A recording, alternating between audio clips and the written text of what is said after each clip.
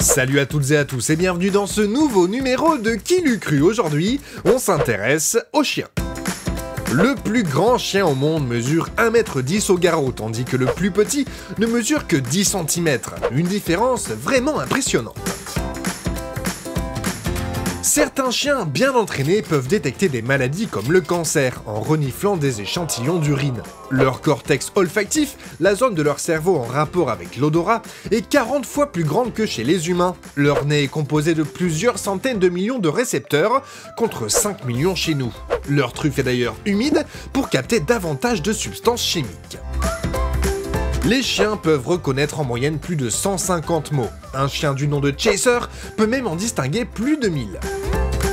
Quand ils ont trop chaud, les chiens tirent la langue pour que cette dernière se refroidisse au contact de l'air, ce qui permet de faire baisser la température de tout le corps. Les chiens ne peuvent en effet transpirer que par de minuscules espaces situés entre leurs coussinets, qui ne sont pas assez étendus pour réguler la chaleur de leur organisme. Tous les chiens ont la langue rose, sauf deux races, le Sharpei et le Chocho, qui ont la langue bleue. Le Basenji est une race de chien qui a la particularité de ne pas aboyer. Pourtant, il n'est pas muet, et voici son cri. De nombreux aliments que nous consommons régulièrement sont particulièrement toxiques pour les chiens, comme le chocolat, les oignons, l'ail, le raisin, ainsi que les noix de macadamia.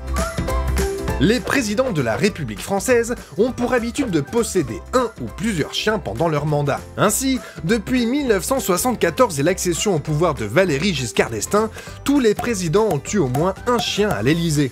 La plupart du temps, il s'agissait de labrador.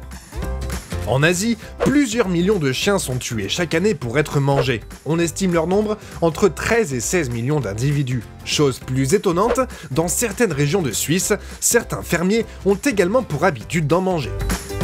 En 2001, Saucisse, un petit teckel, s'est présenté aux élections municipales de Marseille, en compagnie de son maître l'écrivain Serge Scotto. La liste portée par Saucisse a tout de même recueilli plus de 4% des suffrages. Voilà, Qui l'eût cru, c'est terminé pour aujourd'hui, on se retrouve très vite pour un prochain numéro, et d'ici là, restez curieux.